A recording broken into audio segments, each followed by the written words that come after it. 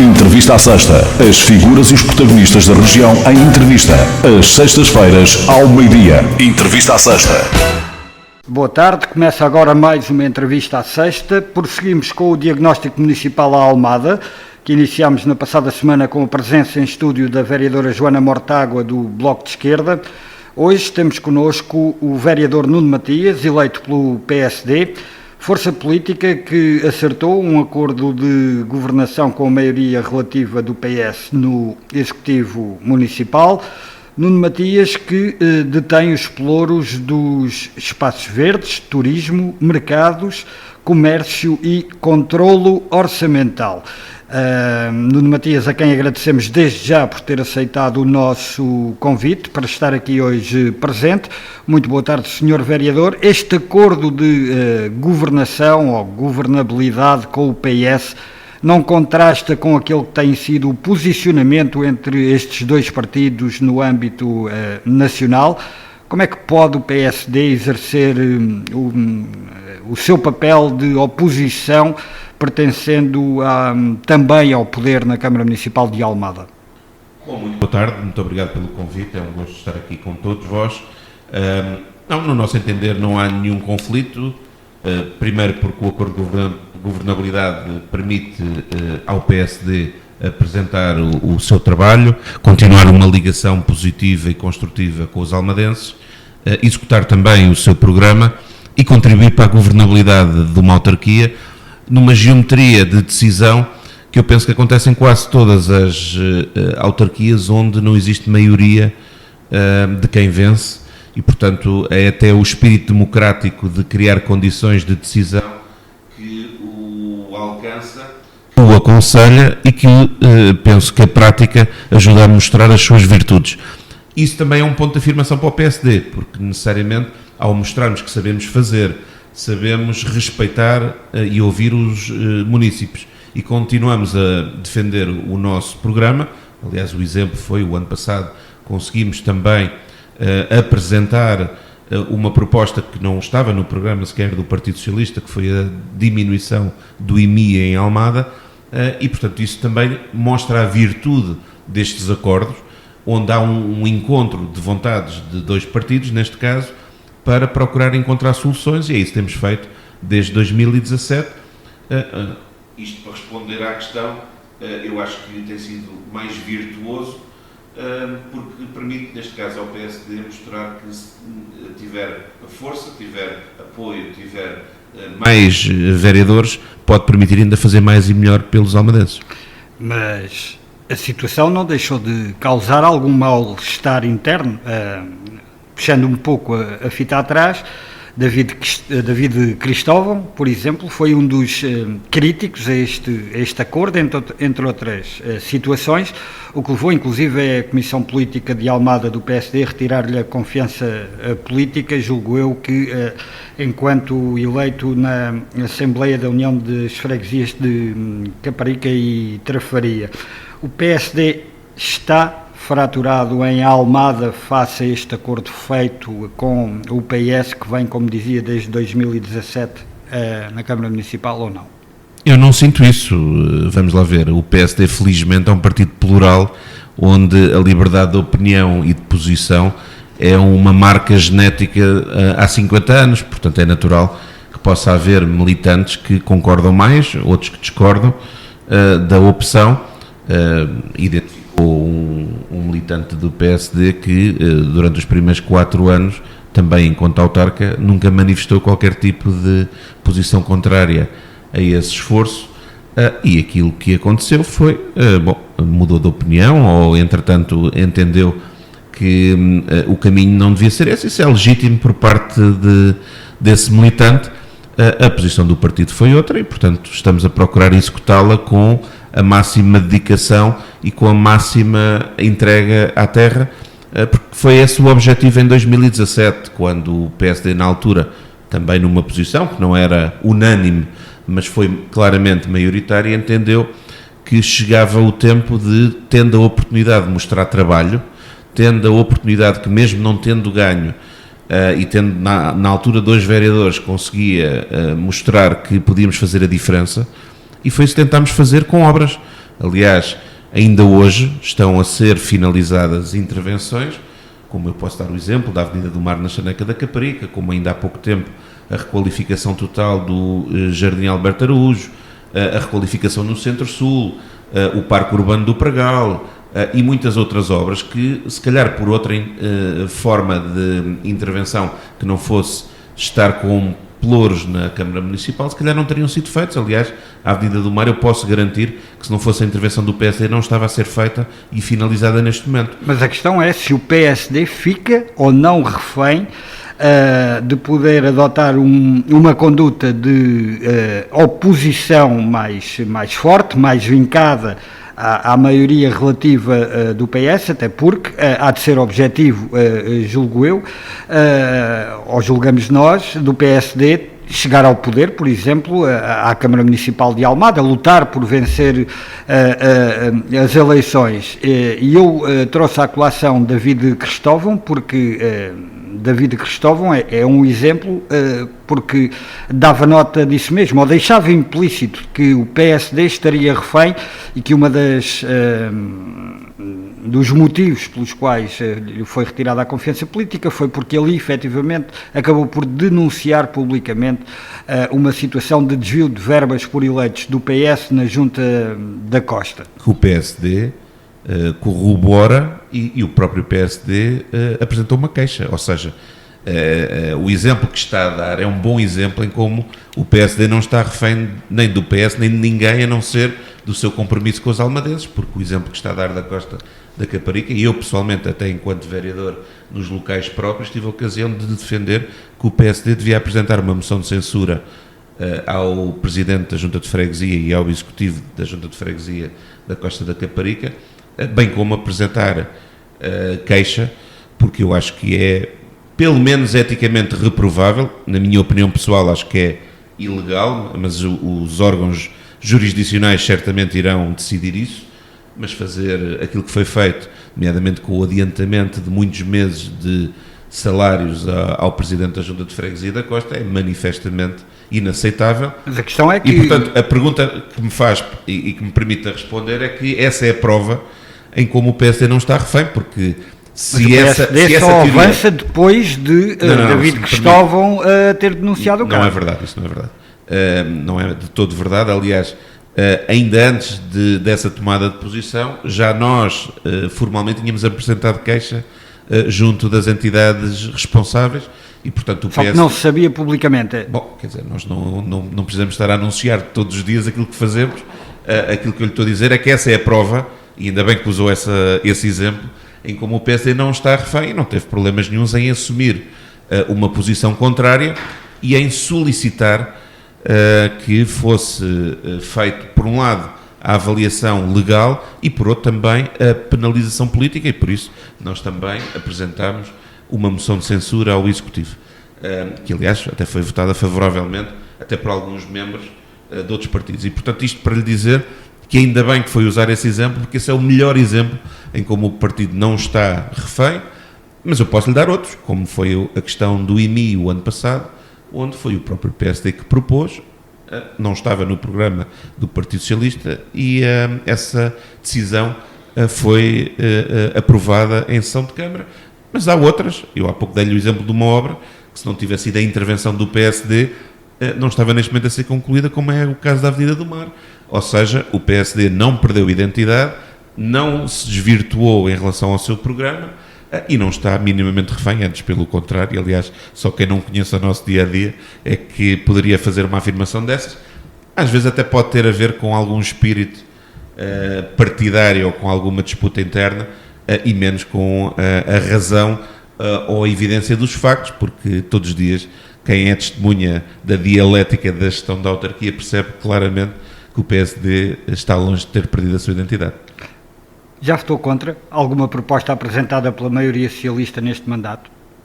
Já nos abstivemos em relação a pelo menos uma das propostas. Não é a mesma coisa. Não, mas fizemos outra coisa, porque eu acho que num acordo de governabilidade tem que haver seriedade e lealdade.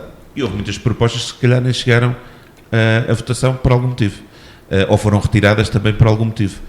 exatamente porque manda a dialética deste tipo de processos e deste tipo de gestão partilhada, que haja discussões a montante e que não precisam de chegar à sessão de Câmara para serem votadas e para ser efetuado algum manifesto de discordância ou dialética de construção de outras soluções. O que está a dizer é que existe sempre uma articulação prévia entre PSD e PS. Como não pode deixar de acontecer num acordo de governabilidade, ou seja, nem o PSD nas áreas que tutela decide única e exclusivamente por si, há sempre uma preparação e uma discussão política no sentido de averiguar os caminhos a seguir, e, portanto, necessariamente o momento do voto em sessão pública de Câmara não é o momento para avaliar se há mais ou menos discussão, se há mais ou menos dialética, e é como lhe digo, houve propostas que nem sequer chegaram à sessão de Câmara, houve propostas que foram alteradas antes de lá chegar, houve propostas que foram construídas em conjunto e elas procuram ser discutidas todas em conjunto desde 2017 e que, portanto, essa bitola da questão da votação no final do processo é uma bitola que é um bocadinho errada, porque antes de tudo mais há um processo de organização, discussão, definição de métodos e definição de propostas, que essas sim têm esta tal dialética que podem levar a encontros ou desencontros. E, portanto, estar a olhar para a votação final é estar de forma enviesada a olhar para o processo, porque senão teríamos que olhar para o que está antes, onde muitas delas nem sequer chegaram a consenso. Portanto, o processo é a prova provada de que vamos chamar-lhe, coligação entre PS e PSD pode funcionar bem, mas que acaba por nunca ver-se ou sentir-se nos últimos tempos, digamos assim, em termos nacionais. Não, vamos lá ver, nós não vamos coligar com o Partido Socialista, isso é claro, como estava a dizer e bem. É uma questão de semântica. O PSD, a única coisa que faz é lutar pelos interesses dos almadenses, procurando ter um papel ativo no dia-a-dia da gestão da autarquia e procurando impor um conjunto de propostas que, no seu entender e no seu programa, são válidas, são boas e benéficas para os almadenses, ajudam a desenvolver o território e melhorar a qualidade de vida, não só de quem lá está, mas também de quem nos visita ou de quem quer lá investir, porque necessariamente essa é a ambição de um autarca. Então deixe-me reformular a pergunta. Mas isto para lhe dizer que em nenhum momento para o PSD está em cima da mesa uma coligação com o Partido Socialista, da mesma forma que para nós é inquestionável, que nós queremos é lutar por ter mais votos e mais confiança por parte dos cidadãos almadenses, para que, espero eu, futuramente possamos ser nós a liderar a autarquia. Fazendo aqui um parênteses e reformulando um pouco a pergunta, fazendo aqui um parênteses a esta questão autárquica, olhando para aquilo que é o cenário atual de alguma instabilidade governativa, podemos dizer assim, no nosso Parlamento, e por toda a experiência acumulada que tem, porque Nuno Matias, o trajeto que tem não se resume a trajeto autárquico e muito menos apenas a elemento de um executivo como vereador. Esta é a prova provada de que poderia, por exemplo, o atual governo da República conseguir, junto do PS, trabalhar junto com o PS, ter sustentáculo junto do PS para poder levar a bom porto a conclusão do mandato? Vamos lá ver. Ou é de todo impossível? Eu tenho a noção que a esfera de governação autárquica, até pela própria configuração legal e formal da construção de executivos, tem outra lógica, tem outra dinâmica que é diferente de um Governo da República. Aquilo que eu acho que é possível, para responder à sua questão, e acho que é desejável até para bem dos portugueses, é num princípio de construção de estabilidade de mandatos, que se procura encontrar uma dialética parlamentar que permita construir soluções e permita construir maiorias de decisão. Claro que não será em todos os processos, porque isso é natural que não seja possível, mas que seja possível naquilo que é mais relevante, na construção do Orçamento Geral do Estado, porque isso é fundamental para a vida dos portugueses, e para a construção de soluções dentro daquilo que são as visões programáticas que possam ser conciliáveis, porque necessariamente, lá está, o PS não é o PSD e vice-versa, E, portanto, é natural e desejável que se possa encontrar plataformas de entendimento e que se possam construir mecanismos formais legislativos que ajudem a decidir bem dentro daquilo que é o interesse dos portugueses. Porque, vamos lá ver, vou-lhe dar um exemplo, a questão do IRS e a baixa dos impostos para as pessoas. O PSD tinha essa proposta já assumida ainda antes de estarem sequer marcadas as eleições legislativas. O Partido Socialista, ainda no governo, adaptou a sua proposta de orçamento, que não foi exatamente de encontro à proposta do PSD, mas começou a fazer um processo de descida do IRS, processo esse que foi agora complementado para se atingir os pelo menos 1.500 milhões de euros que tinham sido apresentados há um ano e pouco pelo PSD na altura na oposição. Ou seja, há aqui uma dialética que tem permitido construir algumas soluções e que certamente podem ajudar a dar estabilidade de decisão e governativa para um mandato que para os portugueses acho que é útil que continue a existir e aliás, como se está a comprovar em poucos dias do governo, a dinâmica reformista e de decisão acho que é significativa e só quem não fala com as pessoas, e eu agora no âmbito desta campanha europeia tenho tido a ocasião disso, muita gente já refere muitas das medidas que já estão a ser implementadas pelo governo. Isso é bom. O que é que isto significa? Que acho que todos os partidos na esfera da Assembleia da República têm uma responsabilidade, que é, se há uma dinâmica de querer mudar a vida para melhor por parte dos cidadãos, por parte das empresas, para criar um modelo de desenvolvimento do país, eu acho que todos têm que estar responsabilizados para tentar participar pela positiva. Se quiserem pela negativa, eu penso que depois chegará a um ponto onde os próprios cidadãos terão a oportunidade de responder, seja do ponto de vista legislativo, no momento em que existam eleições, seja mesmo do ponto de vista formal, no repúdio por uma atitude negativa que não esteja a beneficiar o seu modo de vida. É responsável pelos pelouros dos espaços verdes, turismo, mercados, comércio e controlo orçamental. Joana Mortágua deixou aqui críticas às duas primeiras áreas, espaços verdes inseridos no espaço público, mais ao espaço público, subentenda-se, mas onde se podem incluir os espaços verdes, e também à estratégia do turismo. No caso do turismo, defende inclusivamente que a Almada deveria há muito ter uma taxa turística. Estão mal os cuidados, os espaços públicos, os cuidados dos espaços públicos no concelho de Almada, e deve ou não o município instituir uma taxa turística? Em relação aos espaços públicos, parece-me que quem nos visita percebe que há uma grande atenção para melhorar a situação dos espaços públicos, seja em redes viárias, que eu dei há pouco o exemplo, teve uma participação essencial por parte do PSD para a sua concretização, seja pela construção de novos parques urbanos de proximidade e que, portanto, se nós estamos a aumentar a oferta é porque alguma coisa está a melhorar e isso é também reconhecido por parte dos cidadãos. E eu dei o exemplo do Parque Urbano do Pregal, mas podia dar o exemplo do Parque Urbano de Vila Nova da Caparica, a ampliação do Parque da Paz, e estamos neste momento a construir já o Parque Urbano da Charneca e temos mais 2 novos parques urbanos a serem desenvolvidos em projeto, que é o Parque Urbano de Valflores de Baixo e o da Quinta dos Porfírios. Ou seja, há que os manter, fazer manutenção e nós temos essas equipas e, portanto, a queixa que eu presumo que a vereadora Joana Mortágua faz tem a ver com as ervas nos passeios, que por acaso não é nenhuma dessas minhas áreas que mantém, mas que tem a ver com uma questão até ambiental e que acho que na altura uniu todos os partidos, mas que neste momento está a ser discutida em sessão de Câmara, que ainda ontem foi objeto dessa reflexão, que é o facto da Câmara de Almada ter decidido, depois de uma deliberação até da própria Assembleia Municipal, deixar de usar glifosato na questão da retirada das ervas dos passeios.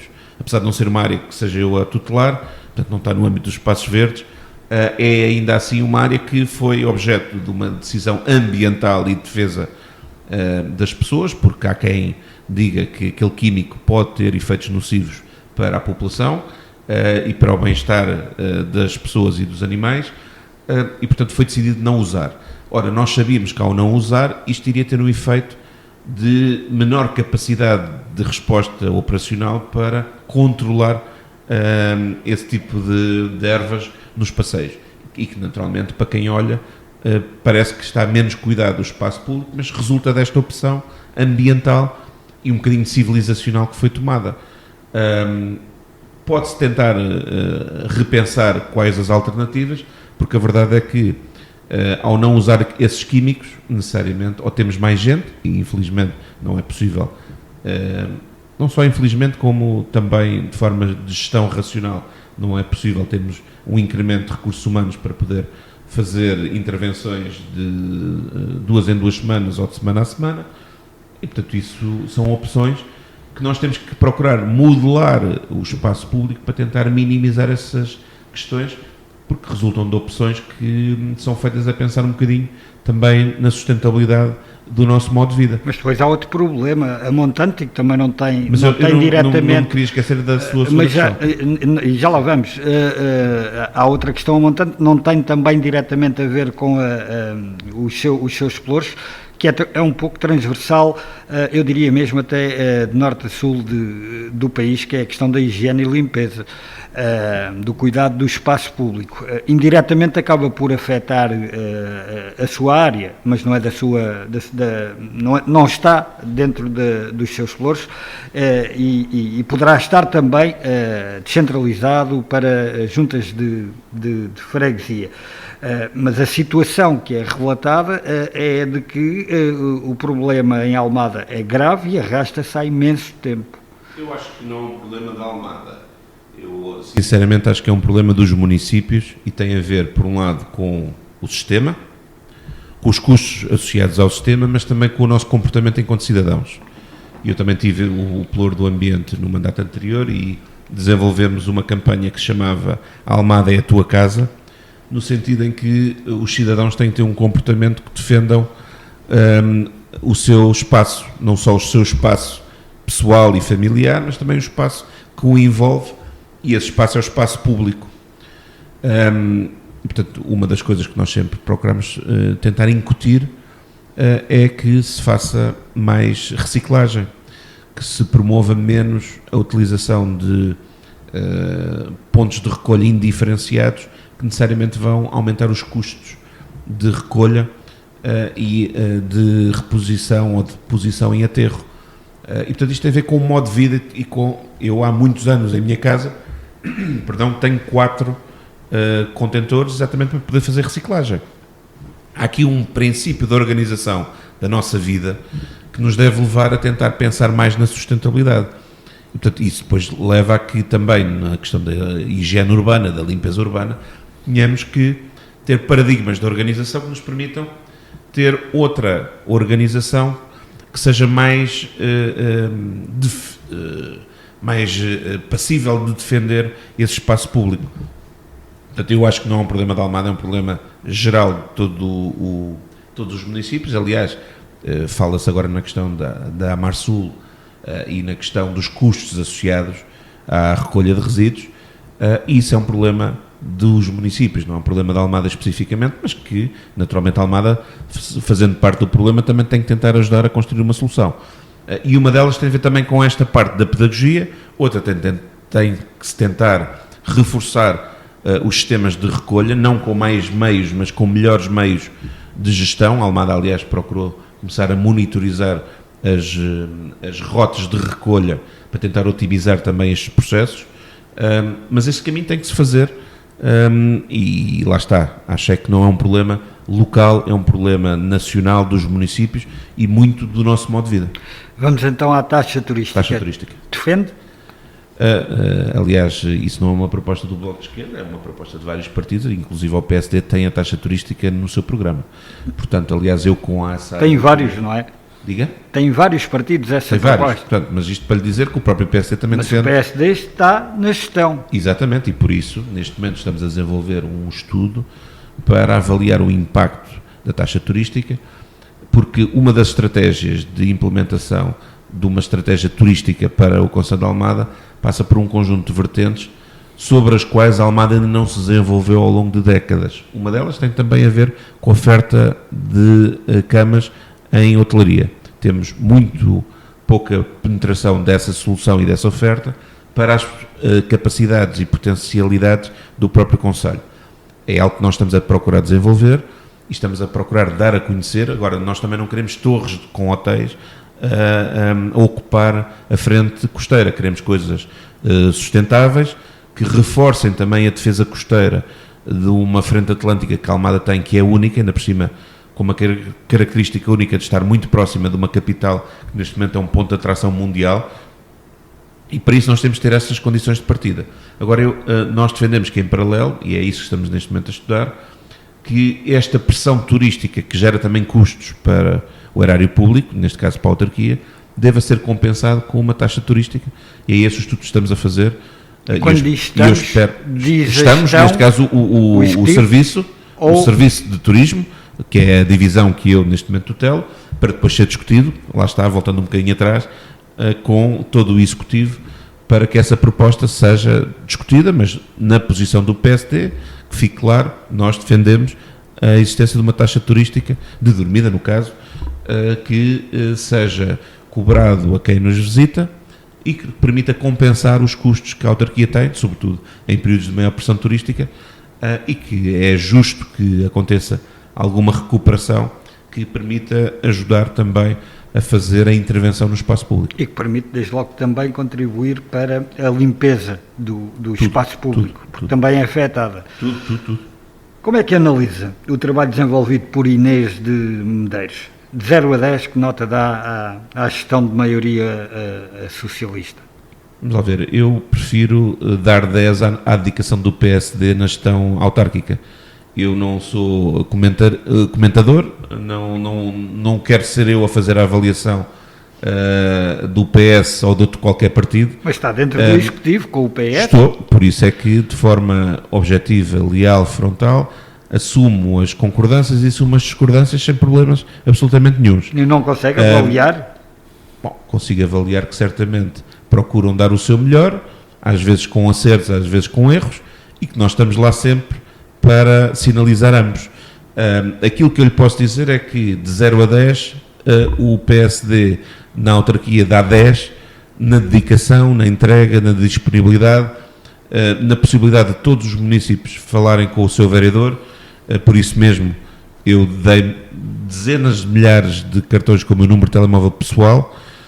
Por isso é que todos os trabalhadores da Câmara que o queiram, especialmente aqueles que trabalham diretamente comigo, e são mais de 200, têm o meu número de telemóvel pessoal, exatamente para poderem sempre falar comigo e sempre me apresentar as questões que tenham, e é isso que as pessoas sentem e podem comprovar diariamente, é que têm no PSD alguém que se dedica de 0 a 10 na totalidade na sua dedicação, e procura dar o seu melhor para mostrar que nós somos credores de confiança, e esperemos que no futuro, seja lá quem for o candidato do PSD, seja eu, seja outra pessoa qualquer, ou seja lá quem representa as cores da social-democracia no Conselho de Almada, as pessoas possam reconhecer que no PSD têm um patamar de confiança, têm um projeto leal, e podem, se calhar, nos dar mais votos para termos mais poder para ainda fazer mais pelo nosso Conselho. Eu já lhe ia pedir uma autoavaliação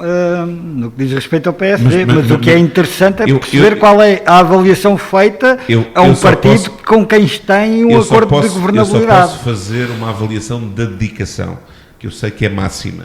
Eu acho que as avaliações devem ser feitas por quem convive connosco e, portanto, neste caso, os cidadãos é que podem nos avaliar e dizer se somos melhores ou piores. Há uma coisa que nenhum cidadão até hoje pode dizer, é que no caso do Nuno Matias e dos vereadores do PSD, seja no anterior, seja neste mandato, estivemos de costas voltadas para os municípios, não respondemos ou deixámos de ter possibilidade de reunir, falar, ouvir e procurar resolver. Isso não responder, já percebi que não vai responder relativamente à avaliação, à maioria relativa do PS. A habitação é uma questão que tem estado muito na ordem do dia, que continua e que há de continuar. O processo de realojamento do segundo torrão, segundo a vereadora do Bloco de Esquerda, foi mal conduzido. Tem essa opinião? Vamos lá ver, eu acho que o Bloco de Esquerda opta muito por um populismo que não é aceitável quando se está a falar de vidas humanas.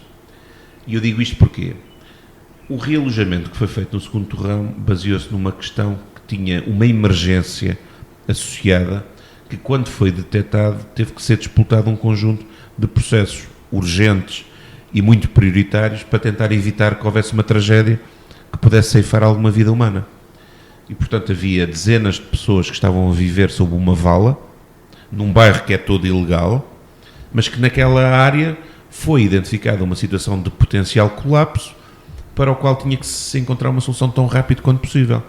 E, portanto, se me pergunta, o processo foi todo perfeito? Bom, certamente teve erros, porque teve que se correr atrás do prejuízo para tentar evitar que houvesse algum problema de uma vida humana.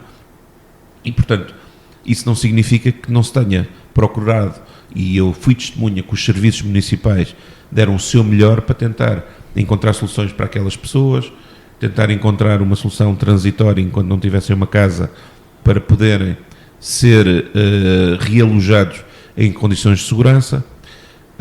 Agora, eu acho é que há um problema, tirando este que foi de emergência, que é um problema estrutural de um município como Almada, que é um município urbano, próximo da capital, e que ficou para trás ao longo de décadas numa estratégia de habitação e de combate aos bairros clandestinos, que ainda não está resolvida, verdade seja dita. Aliás, é uma das questões que o PSD tem continuado sistematicamente e publicamente a identificar como uma insuficiência, que é, nós não podemos permitir que os bairros clandestinos continuem a crescer. E para isso tem que haver uma política de contenção, de monitorização, de demolição das novas habitações clandestinas que sejam erguidas, porque não é possível continuar a ver nascer mais problemas sem que exista uma fiscalização e uma intervenção estratégica. Essa estratégia ainda não está implementada em Almada, e nós entendemos que é a única forma de conter o problema por um lado e começar a resolvê-lo por outro. E, portanto, quando se fala no segundo torrão, naquela questão que permitiu realojar algumas dezenas de pessoas, estamos a falar de um cenário de emergência. Há aqui uma visão estratégica e estrutural que ainda falta construir em Almada e que, para o PSD, é vital que seja implementada ontem e que ainda não foi. É certo que há muitas coisas onde se teve que fazer várias intervenções em simultâneo e, portanto, os recursos são limitados, não se consegue fazer tudo ao mesmo tempo, mas esta monitorização, esta política de dissuasão para que os bairros clandestinos cresçam é fundamental, porque de outra forma hoje temos 200 pessoas ou 300 ou 400 a pedir casas, amanhã vamos ter o dobro ou o triplo, e isso não é minimamente compaginável, porque a autarquia tem meios limitados e não vai ser possível essa mesma estratégia e essa mesma capacidade de resposta. Ou seja, há aqui uma política de monitorização do território e de intervenção sobre o território que não pode deixar de ser feita desde já. E é isso que nós temos defendido já há alguns anos e que infelizmente ainda não foi concretizada. Esperemos que rapidamente o seja. Há pouco perguntava-lhe se existia uma fratura dentro do PSD Almada, e esta questão do segundo torrão foi justamente um dos temas em que também suscitou algumas críticas. Como por exemplo por parte do ex-vereador Miguel Salvado, e relativamente à comissão eventual designada para este processo do segundo torrão. Aqui também não reconhece que existem fraturas dentro do partido? Vamos lá ver, eu posso-me remeter à primeira resposta, onde há sempre pluralismo na opinião dentro dos partidos, e aqui também não foge à regra. E eu não quero fulanizar ou pessoalizar a questão, porque no caso... Estamos a fazê-lo porque foi uma pessoa que esteve diretamente ligada a este processo anteriormente. Sim, não há dúvida, mas exatamente por ter estado ligado... Não acha estranho não quererem ouvi-lo na comissão? Bem, eu não fiz parte dessa análise, eu por mim acho que devia ter sido ouvido, mas, e aliás acho que acabou por ser ouvido.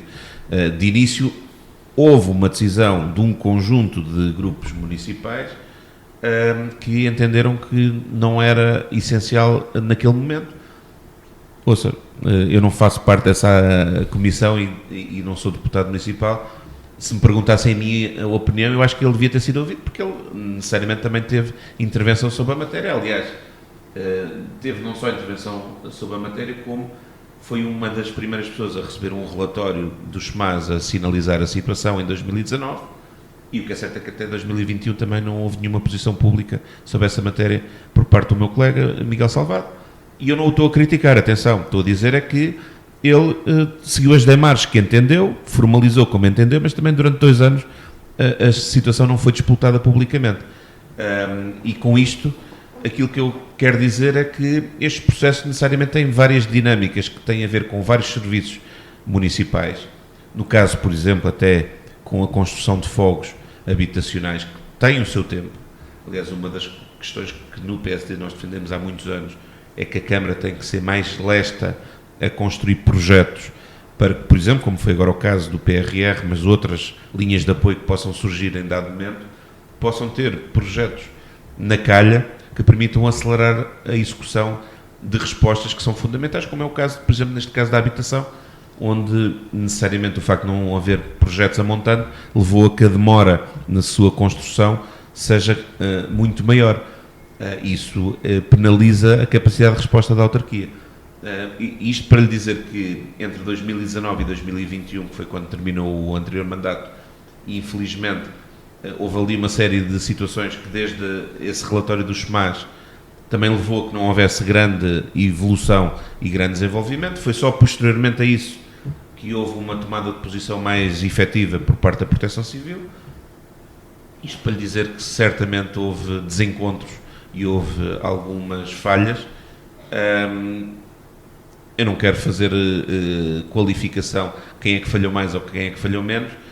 O importante é tentarmos agora corrigir um processo que, no caso da habitação, requer uma estratégia, como eu estava a tentar explicar, de forma muito mais estratégica e estrutural, e para o qual a Câmara de Almada necessariamente ainda não tem as respostas todas no terreno, e se calhar por isso é que também temos alguns movimentos de outros municípios da área metropolitana para a Almada, de pessoas que utilizam a Almada para estes territórios, para este tipo de soluções mais clandestinas, e que não é aceitável que possa acontecer, porque nós queremos dar dignidade às pessoas, queremos que elas tenham condições de habitação, mas para isso não podemos permitir que elas de um dia para o outro venham para a Almada ou queiram fazer em Almada uma habitação clandestina e acrescentar mais novos problemas, porque necessariamente não vai ser possível combatê-los assim, e portanto tem que haver esta estratégia mais organizada que permita também conter o fenómeno destas habitações clandestinas. Como é que explica que alguns dos projetos estruturantes para a Almada, como a Cidade da Água, tenham conhecido pouco ou nenhum desenvolvimento, até pelas palavras da vereadora Joana Mortágua?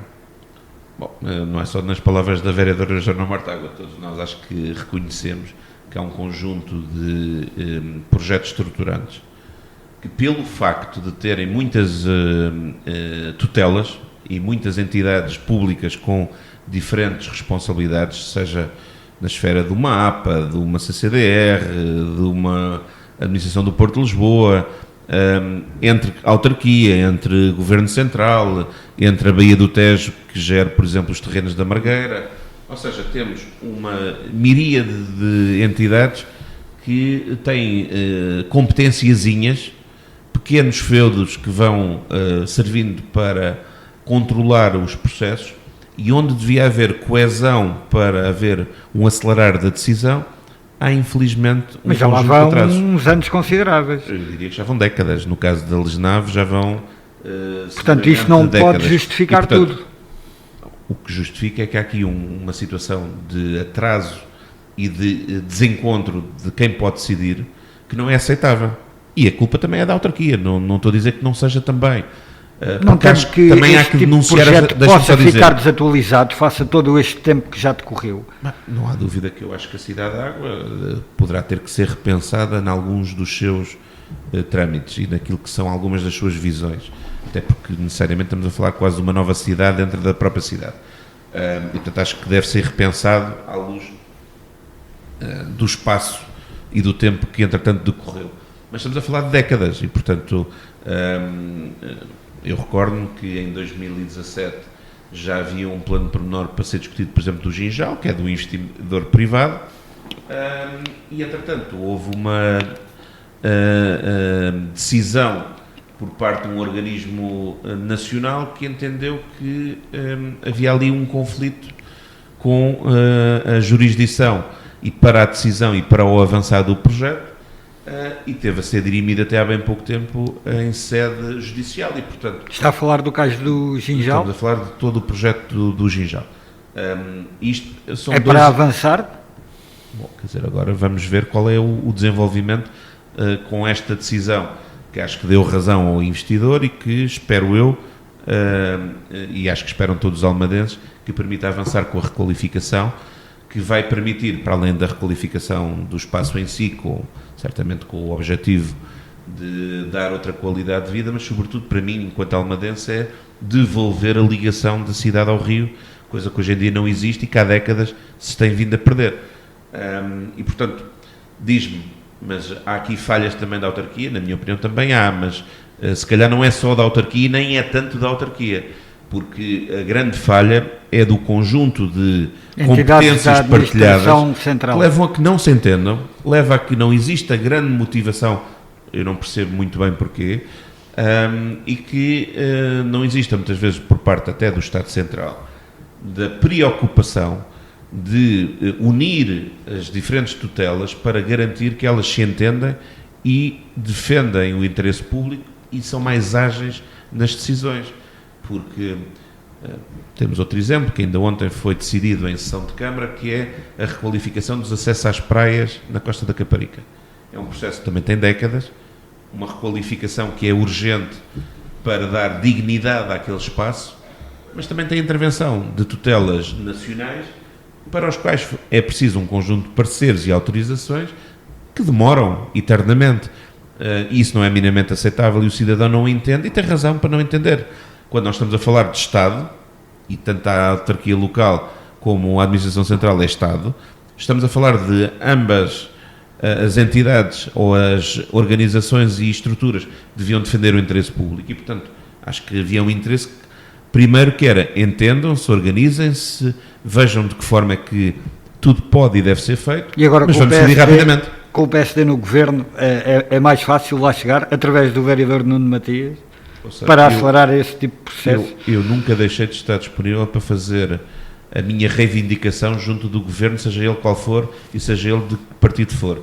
E, aliás, quem me conhece, e ao longo dos anos, como há pouco estava a dizer, já tive algumas responsabilidades públicas a outros níveis, eu nunca deixei, mesmo quando estava num governo do PSD ou quando fui deputado à Assembleia da República, a suportar um governo liderado pelo PSD, nunca deixei de ter autonomia de pensamento e liberdade e nunca estive condicionado, isto também respondendo ao início da nossa conversa, onde, eu dou-lhe o exemplo, por exemplo, quando se quis construir o Porto de Contentores da Trafaria, de Águas Profundas, eu na altura disse claramente que era contra aquela solução e dizia muito claramente e porque é que aquilo não poderia ser feito e não era executável, e o tempo veio-me a dar razão, e não foi por isso que eu deixei de o assumir, apesar de ser um governo do PSD.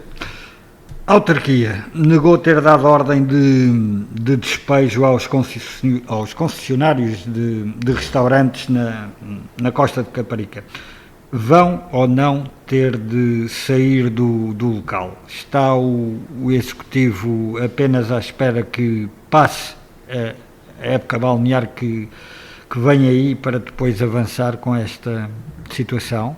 Eu acho que já é público e já foi dado um esclarecimento que nada disso está em causa e, portanto, ninguém está a planear despejar quem quer que seja. O que estamos a falar é de um processo que se calhar foi inquinado desde o início ao longo dos anos, que foi uma concessão que nasceu do Costa Polis, de uma sociedade que está em processo de liquidação já há não sei quanto tempo, e que necessariamente a autarquia, não sendo dona daqueles espaços, também não tem autorização, até porque tem uma participação minoritária na sociedade de Costa Polis, e não pode, por si própria, decidir pôr a concurso novamente aqueles espaços para novas concessões, porque necessariamente nós não estamos a falar de uma propriedade dos concessionários, estamos a falar de uma concessão de um bem público, que necessariamente vai ter que ser posto novamente ao mercado para se conceder a utilização daqueles espaços para atividades. Isso não significa que as pessoas que ali estão não tenham uma história. E eu acho que é importante também tentarmos enquadrar essa história e essa ligação de pessoas que desenvolvem ali, em alguns casos, atividades há décadas. Sim, mas o que tentamos perceber é como é que vai ser. Pronto, mas isto para lhe dizer que a Câmara já o assumiu publicamente, e parece-me que bem, que já solicitou por mais do que uma vez à Administração Central que é fundamental darem autorização para que se inicie um novo processo de concessão tão rápido quanto possível.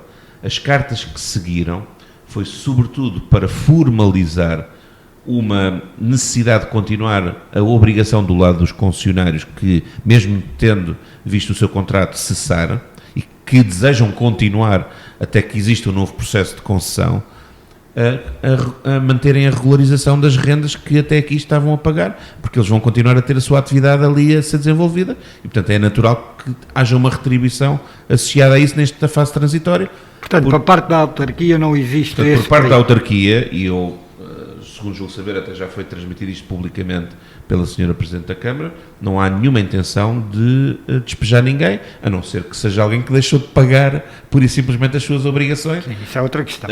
Que é outra questão e, portanto, aquilo que houve foi uma sinalização de que, apesar dos contratos terem terminado, assumia-se ali uma situação transitória até ser desenvolvido um novo processo de concessão, e que até lá quem deseja continuar a sua atividade, até porque essas concessões já foram prorrogadas mais algum tempo ainda anteriormente, que continuem a regularizar o pagamento das rendas e, portanto, não há nenhum interesse em despejar, a não ser a quem não paga.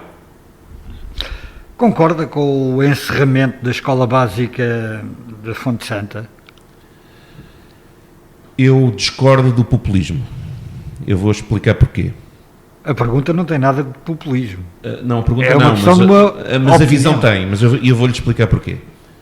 A Escola da Fonte Santa, quem conhece, é um edifício bonito, do Estado Novo, mas que ainda tem um modelo de organização pedagógica do Estado Novo. Eu tive uma avó, por quem tenho muitas saudades, que era professora primária, e no tempo dela, na década de 70, 80, realmente tinha os 4 anos de escolaridade do ensino básico na mesma sala de aula. Mas hoje em dia eu não vejo isso em mais lado nenhum, a não ser projetos muito piloto e pedagógicos que exigem um conjunto de meios associados ao edifício escolar que, no caso, a Escola da Fonte Santa não tem. Ou seja... Mas a questão que é evocada é a falta de condições de segurança? Não, são duas questões. Há uma questão que tem a ver com a gestão da autarquia, que é a escola precisa de obras, e a escola anda a pedir obras, e é claro que essas obras não podem ser feitas com as crianças lá, ok? Mas há uma outra questão que tem a ver com a vertente pedagógica, e isso já estava vertido na Carta Educativa que foi aprovada e foi debatida com a comunidade escolar. Há quantos anos? Já tem pelo menos 2 anos. Ou seja, ninguém estava fora da situação, e aquilo que eu acho é que há ali algum aproveitamento político-partidário. A verdade é essa, porque se for ver, a maior parte dos alunos que lá estão nem sequer moram nas imediações e naquela comunidade. Há vagas que eram ocupadas exatamente porque pessoas daquela comunidade escolhiam outras escolas daquele agrupamento e não aquela escola especificamente. Ou seja, há aqui uma razão pedagógica por um lado e razão racional por outro. Isso não significa que eu, pessoalmente, e vou dizer isto em público pela primeira vez, que eu acho que aquela escola deve continuar a ter uma utilização educativa e para a comunidade, mas que seja adequada. Ora, eu não me parece, eu como pai, eu não gostaria que o meu filho tivesse, se estivesse no primeiro ano, a conviver com processos educativos do 4º ano, porque isso hoje em dia já não se utiliza. Não é essa a prática pedagógica. Portanto, defende a continuidade, mas... Eu defendo que aquela escola seja mantida numa esfera educativa, pode ser, por exemplo, no pré-escolar, numa creche, porque acho que aí tem a adaptabilidade que pode e deve ser feita. Acho que a Câmara tem que, de qualquer maneira, fazer obras e, portanto, as crianças não podiam continuar ali. Portanto, também é uma falsa questão e dá algum oportunismo e populismo daquilo que se está a dizer, porque se quer obras por um lado também não se consegue com as crianças ali. se quer também gerar estabilidade àquele espaço educativo, ele vai ser transferido para um agrupamento e vão continuar a ter ali possibilidades de ter alguma adaptação e ter o acompanhamento quer dos professores, quer do pessoal não docente. E, portanto, estar-se a assumir que queremos manter um modelo que Portugal já abandonou de forma generalizada, tirando situações experimentais muito pontuais, mas que exigem um conjunto de apoios, por exemplo, bibliotecas, espaços de convívio, que aquela escola manifestamente não tem. E, portanto, eu percebo que se queira fazer política partidária. Parece-me mal quando se está a mexer com a vida das pessoas e, sobretudo, com a vida das crianças.